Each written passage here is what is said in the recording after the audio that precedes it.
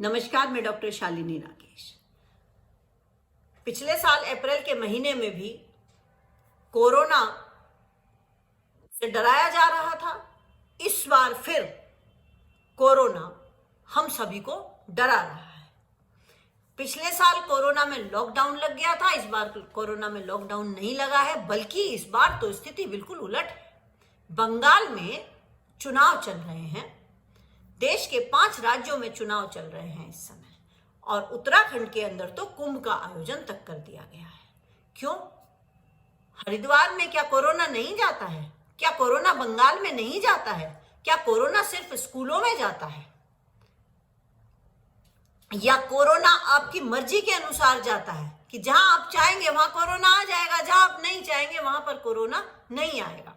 हमें याद है अप्रैल का 2020 का महीना, जब कभी दिए जलाए जाते थे, कभी टॉर्च जलाई जाती थी, कभी ताली बजाई जाती थी, कभी थाली बजाई जाती थी, और गो कोरोना के नारे लगाए जाते थे, फूलों से वर्षा की जाती थी, नेवी के जहाज भी सजाए जाते थे।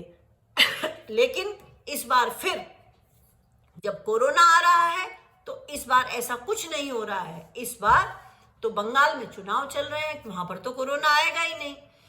हरिद्वार में शाही कुंभ चल रहा है, शाही स्नान चल रहे हैं, वहां तो कोरोना आएगा ही नहीं।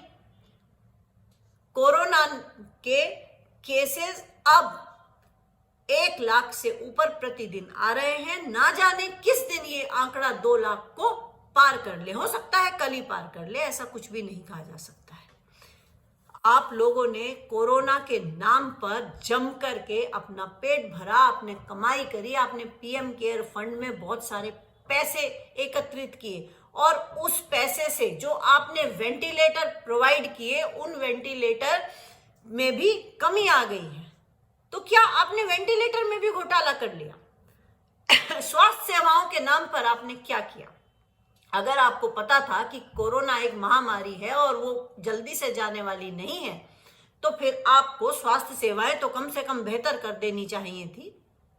आज भी सरकारी अस्पतालों की वही स्थिति है जो पिछले साल थी, उसमें कोई चेंज आपने नहीं किया है। बड़े ही दुख की बात है कि हम जनता जो पैसा टैक्स के रूप में देती है, उस पैसे को स्वास्थ्य सेवाओं पर खर्च नहीं किया जाता है। हम जो हेल्थ इंश्योरेंस कराते हैं अपने, उससे कम पैसा सरकारी अस्पतालों पर या स्वास्थ्य सेवाओं पर सरकार खर्च करती है। सरकार से ये उम्मीद हमें कतई नहीं थी कि 1 साल बीत जाने के बाद भी हमें उसी तरह से डर लगेगा जैसा कि हमें पिछले साल अप्रैल में लगता था। अब तो आपने कहा था कि कोरोना की वैक्सीन आ गई है, लेकिन हमने तो राज्यों को केंद्र से कोरोना वैक्सीन के लिए लड़ते हुए देखा है।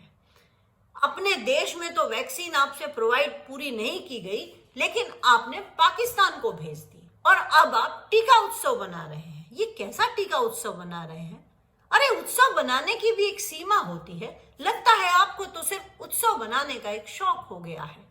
पिछले पूरे साल भी आपने कोरोना को इतना उत्सव मनाए, कहीं दिए वाले, कहीं तमाम तरह के उत्सव आप बनाते रहे, और इस बार फिर आपने उत्सवों की तैयारी कर दी है। या जैसे कि टाइटैनिक जहाज के अंदर एक म्यूजिक बैंड था, जब जहाज डूब रहा था तो वो म्यूजिक बैंड लगातार म्यूजिक बजा रहा था ताकि लोगों में अफरा तफरी ना मचे और लोगों को मृत्यु का भय कुछ कम हो सके। हो सकता है आप भी इसी तरह से हमारा ध्यान भटकाना चाहते हो। वरना टीका उत्सव, जब आपके पास वैक्सीन पूरी नहीं है और आप टीका उत्सव बना रहे हैं, और कोरोना के समय में अगर वो इतनी महामारी से आप डरे हुए हैं, तो फिर यूपी के अंदर आपने पंचायत चुनाव पीछे क्यों नहीं हटा दिए? और अगर आप कोरोना को लेकर के इतने सतर्क थे, जब पूरा साल ऑनलाइन स्टडीज चल रही थी, तो आपने आज भी बच्चों के पास लैपटॉप प्रोवाइड नहीं किए गए हैं। बच्चे ऑनलाइन एग्जाम क्यों नहीं दे सकते हैं? 12वीं के एग्जामों का फैसला आप 1 जून को करेंगे कि क्या होने वाला है। आप इतने भी सक्षम नहीं हैं कि आप ऑनलाइन एग्जाम ले सके। आपने बच्चों को दिया ही क्या है? अगर आपको पता था कि कोरोना नाम की जो महामारी है वो जल्दी से जाने वाली नहीं है, तो फिर आपको शिक्षा व्यवस्थाओं पर खर्च करना चाहिए था, आज आप इस स्थिति में होते कि आप एग्जाम ले सकते। 12th का एग्जाम पीछे हटने से आपको मालूम है कितने एग्जाम आप पीछे हटा देंगे। फिर आप कहेंगे कि नीट भी नहीं हो सकता है, जेई भी नहीं हो सकता है, बहुत सारी का वही पिछले साल वाली गाथा दोबारा से दोहराई जाएगी।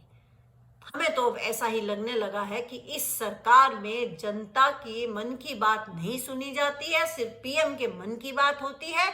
इसीलिए कोरोना के समय में भी जब देश डूब रहा है, यहाँ की जनता की जेब के अंदर पैसे नहीं है, लेकिन हवाई जहाज मंगाया गया है, नया संसद भवन बनाया गया है, राम मंदिर का पूजन में भव्य आयोजन किया गया है, किसान सड़कों पर बैठा रहा, आपको दिखाई नहीं दिया।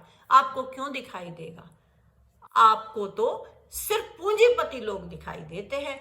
इसीलिए कोरोना काल में जब सबका बुरा हाल हो गया, लेकिन कारपोरेट घराने, उनकी जो कमाई है, सबसे ज्यादा कमाई अडानी ग्रुप की बढ़ी है। 432% का इजाफा हुआ है उनकी कमाई के अंदर।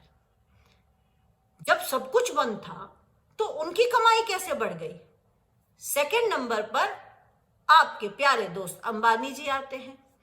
टाटा की भी कमाई काफी बड़ी है, बिरला की भी बड़ी है। अगर घटी है तो इस देश के गरीब लोगों की, मध्यम वर्गीय लोगों की कमाई घटी है। आपने कौन सा हमको ब्याज में छूट दे दी थी?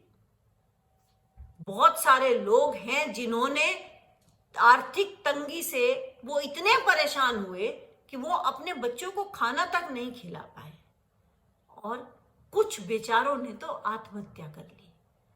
पहले तो सिर्फ किसान ही आत्महत्या करता था, क्योंकि किसान के बारे में तो आपने कभी सोचा ही नहीं है। अब भी किसान सड़कों पर बैठा है, लेकिन आपको दिखाई नहीं दिया है, क्योंकि आपको उससे क्या लेना देना है।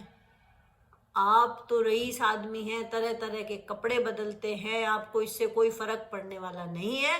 लेकिन आप सावधान हो जाइए कि ये जो जनता है ना, ये आपसे बदला ले पाएगी या नहीं ले पाएगी मुझे नहीं पता है, क्योंकि आप बाई हुक और बाई क्रुक चुनाव को जीतना जानते हैं। आपको तो कैसे ना कैसे लोगों की बुराइयां कर करके आपने चुनाव जीत लेने होते हैं। लेकिन ईश्वर, वो जो ईश्वर ऊपर बैठा है ना, उससे जरूर डरिए, वो आपसे बदला जरूर लेगा। और अभी भी समय है। अगर आपको लगता है कि ईश्वर नाम की कोई चीज है, तो आप इस जनता के बारे में सोचिए और जनता के हमदर्द बनिए और उनकी मदद कीजिए। नमस्कार।